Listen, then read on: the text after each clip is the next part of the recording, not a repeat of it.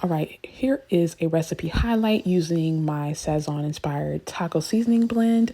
You will hear cameos of my toddler in the background snoring, but we're going to give it a go. Here is a big old batch of the Sazon inspired taco seasoning. I use smoked paprika so it has a deeper flavor. Here I am mixing it with some melted down shortening. What I'm going to do, I used about a teaspoon and a half to about a tablespoon of melted shortening, and I cut up 2 sheet pans worth of vegetables. These are for my burrito vegetable bowls. And I also am making big old burritos and sneaking in veggies. So I mixed all of that together, smothered it in that seasoning, and put that in the oven at about 370 for 40 minutes. I really wanted it to be roasted and to get most of that moisture out of there. It did just that. It was perfect.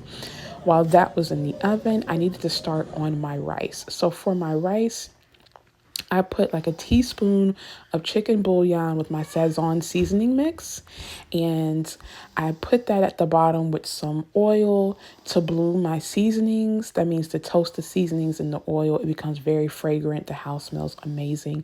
Then I put my onions and garlic in those bloomed seasonings. Let that cook. Once it just started to get like really toasty brown, you see how it changed? Then I added in my rice. My mama told me this is how to make rice, and I have some friends that told me how to make rice because I can cook a lot of things. I struggle immensely with rice. I know it's the weirdest thing, but this came out really, really well.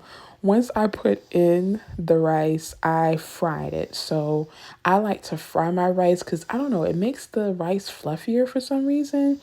And look at all that Sazon inspired goodness. It smells so good in the house. It really did.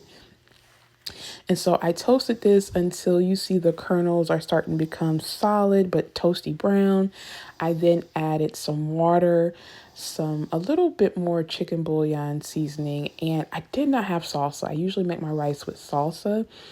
I didn't. I only had enchilada sauce. It's red and green. So I used red enchilada sauce, brought that to a boil. And then once it was to a boil, I lowered it to like low and put that on the back burner for 25 minutes. Next, I flash pickled some veggies.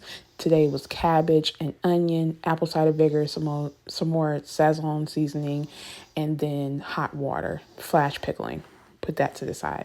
Next was the chicken.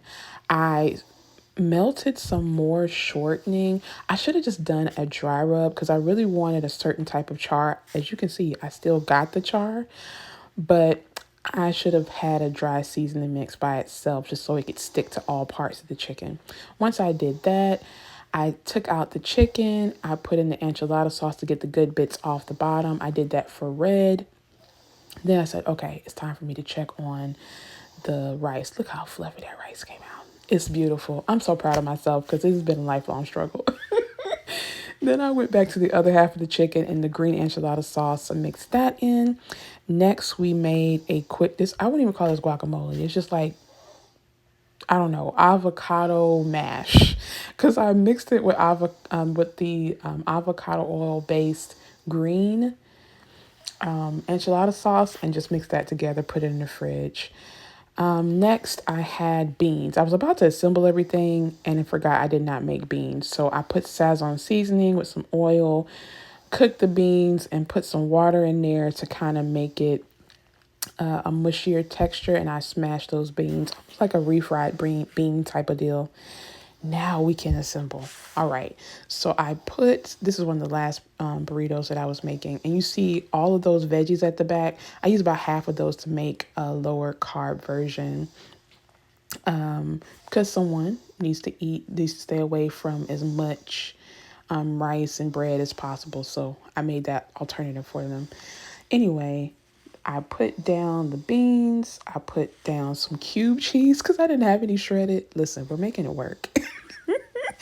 Then I put on a cup of rice. Then I broke up some of that meat.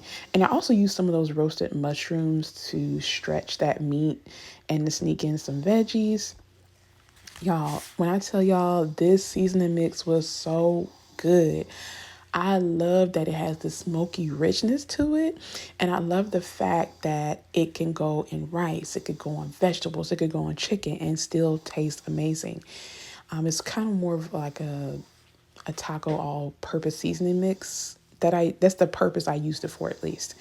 And here I have the vegetables I kind of just squished over, the enchilada sauce, and now I'm coming in with the green. It's time to wrap this bad boy up. I think I made about eight to 10 of these burritos. Some I put pickled veggies, some I didn't. I did not put like the guacamole and some of the pickled veggies in some of them because they were going to be reheated for today, the next day. And I didn't want to chance what that would do, wrapping them up and putting them in the fridge overnight. Anyway, I rolled that up and I double wrapped it in food wrapper paper and foil. I'm going to put my burrito for today in the air fryer. It's going to be so good. The cheese is going to be melty, and I know the flavors are going to be that much better. Just wanted to highlight my seasoning mix and how you can use it. It's one of three. I have an all-purpose and a strawberry barbecue seasoning mix, and I'm going to show you all exactly how to use them. But here's what you came for. Look at that cross section. You're not going to tell me that doesn't look super delicious. Delicioso.